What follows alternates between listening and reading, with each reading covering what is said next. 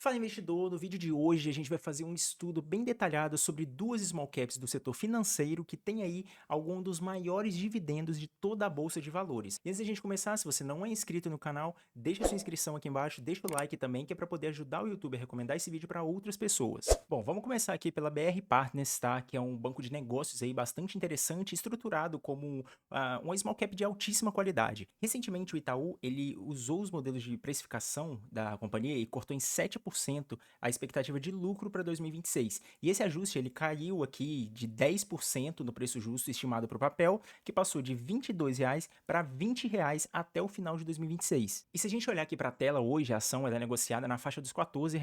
O banco ele roda com PL aí na casa de 8 vezes, entrega um yield espetacular de praticamente 11% para quem é sócio. É um ativo muito barato e que coloca muito caixa no bolso do acionista. Só que mesmo com esses indicadores fortes, a cotação ela já despencou quase 33% desde a sua última máxima. Muitas vezes aí, quando a ação cai 30%, o investidor iniciante ele pensa que a empresa está quebrando. Na BR Partners, por exemplo, o balanço mostra o oposto. O banco ele tem um valor de mercado de apenas 1,5 bilhões de reais, mas carrega no caixa 18 bilhões em disponibilidade e conta aí com a dívida bruta de 16 bilhões. E isso quer dizer que a BR Partners ela é uma empresa de caixa líquido. Isso significa que se ela quiser quitar todas as obrigações, todas as dívidas com o mercado hoje de uma vez, ainda sobra 2 bilhões líquido no caixa. E mesmo com essa estrutura blindada, o papel já caiu aí 25% só agora em 2026. E se a gente puxar o histórico aqui desde o IPO lá em 2021, o retorno nominal da cotação foi de aproximadamente aí 30%. Ou seja, se não fosse o pagamento agressivo de dividendos que sustentou o investidor,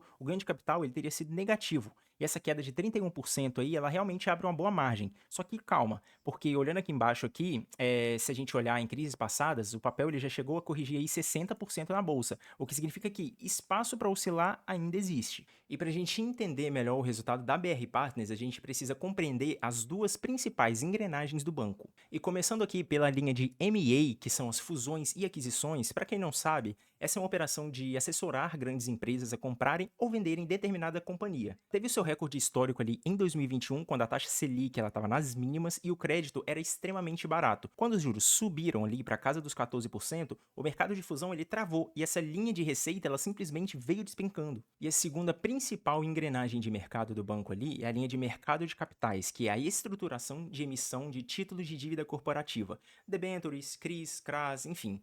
Quando os juros estão nas alturas e a renda fixa fica bem atraente, as empresas elas precisam emitir mais títulos ali para poder se financiar e o mercado buscar esses ativos. E foi essa linha que segurou o rojão e sustentou o banco nesses últimos trimestres. E mesmo com o mercado de capitais forte, o lucro líquido aí do primeiro trimestre, ele veio 37 milhões de reais, uma retração de 12% sempre na comparação anual, com a margem líquida recuando para 28%. O cenário atual, ele realmente é bem ruim, tá? Ele é bem desafiador. Só que as projeções de proventos, elas continuam aí, graças a Deus, bem robustas. Anunciou aí 18 centavos por ação, que é o equivalente a um payout de 50%, e as projeções do BTG apontam que a BR Partners deve pagar um yield aí de 7,6% em 2026, saltando para 9% em 2027 e retornando para a casa dos 10% já a partir de 2028. O menor dividendo estimado ainda é excelente para quem busca renda passiva.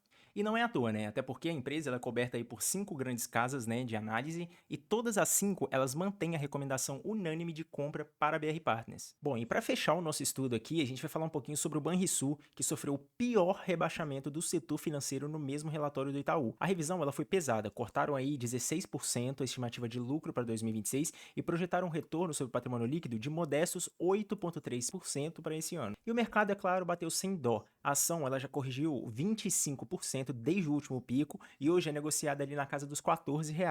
Mas calma também para você não cair na ilusão de que toda queda é um desconto ou oportunidade clara de compra. No caso do Banrisul, o buraco é um pouco mais embaixo. O grande fator que mudou a tese de investimento do banco foi o novo contrato de exclusividade fechado aí com o estado do Rio Grande do Sul para manutenção da folha de pagamento do funcionalismo público. Inclusive eu comentei sobre isso no último vídeo. O valor para renovar esse direito veio muito acima do que os modelos matemáticos previam. E para manter o funcionalismo ativo, o banco ele teve que desembolsar um caminhão de dinheiro à vista. No fluxo de caixa futuro, esse custo fixo elevado, ele vai corroer a rentabilidade da instituição por anos. E o banco ele não ficou só mais barato em tela, ele se tornou estruturalmente menos lucrativo. Por isso o PL aqui, ó, ele parece estável enquanto a cotação cai. A empresa ficou mais cara nos modelos de precificação.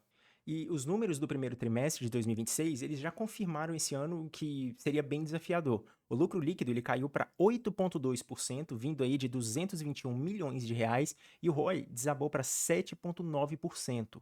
E esse dado, ele é bizarro, ele é alarmante, porque toda a recuperação operacional que a gestão do Banrisul construiu desde 2021 até o final de 2025 simplesmente sumiu, evaporou em 3 meses. E o retorno sobre patrimônio, que tinha saído aí das mínimas e tocado a casa ali dos 15%, voltou a desabar para a casa dos 8%. O Banrisul, ele sempre foi um excelente pagador de dividendos. O yield aí atual, por exemplo, é acima de 11% no preço atual que ele se encontra, né? E uma média histórica aí de 7% ao ano, fazendo inclusive parte de carteira de grandes investidores, grandes referências do mercado, como Luiz Barsi, que eu sempre cito aqui no canal. Mas a recomendação agora, ela seria de extrema cautela. O setor bancário como um todo, ele passa por um ciclo de compressão de margem e aumento de provisão. E se esse estresse continuar, o mercado ele pode entregar oportunidade aí com margem de segurança muito melhor, provavelmente também no futuro não muito distante, tá? Bom, então esse foi o nosso panorama estratégico de hoje, uma análise um pouco mais técnica, né, sobre a BR Partners e o Banrisul, duas small caps que, inclusive, eu queria saber de você. Deixa o comentário aqui para eu saber se você tem alguma dessas duas empresas na sua carteira. Se você não é inscrito, considere fazer parte aqui da comunidade, se inscreva no canal para poder estar ajudando, não custa nada. E deixa um likezinho, porque o YouTube, ele entrega para outras pessoas aí, quanto mais like tem no vídeo, beleza? Então é isso e até o próximo vídeo.